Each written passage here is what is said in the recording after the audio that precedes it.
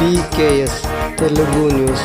జగిత్యాల జిల్లా మల్యాల మండలంలో పొట్టకూటి కోసం ఓ మహిళ పడుతున్న కష్టాలు అక్కడి వారిని కలచివేస్తున్నాయి. మండల కేంద్రంలో స్వర్ణకారుల దుకాణాల ముందున్న మురుగు కాలువలో మట్టిని జల్లెడ పడుతూ బంగారు రేణువుల కోసం ఆమె శ్రమిస్తున్న దృశ్యం చూసిన వారిని ఆలోచింపజేస్తోంది. స్వర్ణకారుల దుకాణాల్లో బంగారం పనులు చేసే సమయంలో సూక్ష్మమైన బంగారు రేణువులు, పడి మురుగుతో కలిసిపోతుంటాయి. అదే మురుగు కాలువలో చేరిన మట్టిని జల్లెడతో వడకట్టి అందులో ఉండే చిన్న చిన్న బంగారు కణాలను సేకరించేందుకు ఆ మహిళ గంటల తరబడి కష్టపడుతోంది. రోజంతా కష్టపడితే కొన్ని మిల్లీగ్రాముల బంగారు రేణువులు దొరికే అవకాశం మాత్రమే ఉంటుంది. వాటిని స్వర్ణకారుల దగ్గర అమ్మి కొద్దిపాటి డబ్బు సంపాదించి కుటుంబాన్ని పోషించుకునేందుకు కష్టపడుతుంది.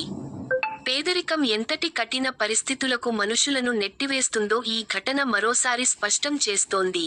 మురుగు కాలువలో మట్టిని జల్లెడ పడుతూ బంగారు రేణువుల కోసం శ్రమిస్తున్న ఆ మహిళ దృశ్యం అక్కడి ప్రజలను కదిలిస్తోంది.